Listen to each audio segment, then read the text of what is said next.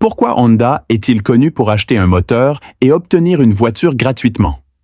L'une des principales raisons est la technologie VTEC utilisée par le moteur Honda, qui génère un calage variable des soupapes. Aujourd'hui, je vais vous expliquer en détail comment fonctionne le Honda VTEC. Patron, s'il vous plaît, faites-moi un signe d'approbation et nous commencerons. La puissance d'un moteur à essence dépend principalement de la quantité d'air qui y pénètre. La consommation de carburant est liée à l'efficacité de la combustion et est également affectée par la manière dont la traction est contrôlée. L'air du moteur entre dans le cylindre par deux soupapes principales. La première est le papillon des gaz et la seconde est la soupape d'admission. L'ouverture du papillon des gaz est contrôlée par un accélérateur à câble mécanique, développé plus tard en accélérateur électronique. Ouverture de la soupape d'admission du moteur conventionnel. Il est contrôlé par l'arbre à cam, qui est relié au vilebrequin par une chaîne de distribution, contrôlant ainsi le moment d'ouverture des soupapes et l'amplitude d'ouverture. Afin de contrôler plus précisément l'admission d'air du moteur, une plus grande puissance est nécessaire à des vitesses plus élevées pour permettre à plus d'air d'entrer dans la soupape d'admission. Et le volume d'admission d'air est réduit à des vitesses de ralenti plus basses pour réduire la consommation de carburant. Ainsi, deux techniques de contrôle de la soupape d'admission ont émergé. La première est le calage variable des soupapes et la seconde est la génération variable des soupapes. Bien sûr, ces deux techniques sont plus difficiles que le contrôle de l'accélérateur. Aujourd'hui, nous parlerons uniquement de la génération de soupapes variables. Honda l'appelle VTEC et la plupart des autres constructeurs automobiles l'appellent VVL. Ensemble de soupapes variables.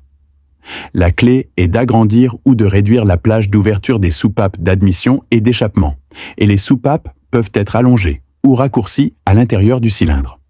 Peu de puissance est nécessaire à bas régime de ralenti. Alors, ouvrez la soupape d'admission à une taille légèrement plus petite, puis étendez-la à une taille légèrement plus petite, réduisant ainsi la quantité d'air entrant dans le cylindre. Le CU peut également contrôler l'injecteur de carburant pour pulvériser une plus petite quantité de carburant en fonction du rapport air-carburant. Huile pour économiser le carburant. Lorsque vous conduisez à grande vitesse, vous n'avez pas besoin d'économiser du carburant. Vous avez besoin de plus de puissance. Ouvrez ensuite un peu plus la soupape d'admission, étendez-la davantage et augmentez la quantité d'air entrant dans le cylindre.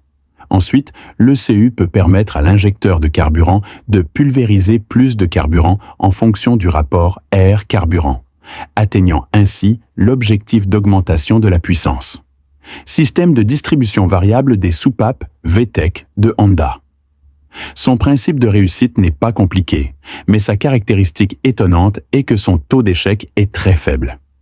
De nos jours, la plupart des moteurs sont dotés d'une double admission et d'un double échappement. Il y a deux soupapes d'admission sur le côté admission de chaque cylindre. Dans un moteur conventionnel, l'arbre à cam entraîne directement la soupape d'admission, fixant ainsi la longueur de course et l'ouverture de l'orifice d'admission. Le système VTEC de Honda. Un mécanisme de culbuteur est ajouté entre l'arbre à cam et la soupape d'admission.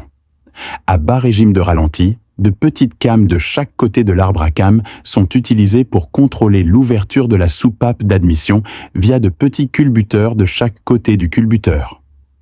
Étant donné que la petite came est plus basse, l'ouverture de la soupape est plus petite et la grande came au milieu forcera également le culbuteur central à s'ouvrir.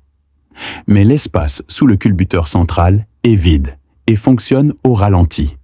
Lorsque la vitesse du véhicule et le régime du moteur sont stables et relativement élevés, l'ordinateur envoie un signal à l'électrovanne VTEC en utilisant la pression hydraulique de l'huile moteur pour permettre le passage de la goupille, de sorte que les trois culbuteurs forment une unité mécanique. À ce moment, le culbuteur est complètement ouvert par la grande came. Plus la plage de mouvement du culbuteur est grande, plus l'ouverture de la soupape d'admission est grande et plus l'admission d'air est importante. Vous pourriez penser que cette technologie n'est pas compliquée, mais en fait, beaucoup de nos moteurs domestiques ne disposent pas d'une technologie de génération de soupapes similaire. Le premier moteur national à utiliser cette technologie date de 2018, mais le premier moteur de Honda. Le premier moteur VTEC a été produit en série en 1989, il y a 35 ans.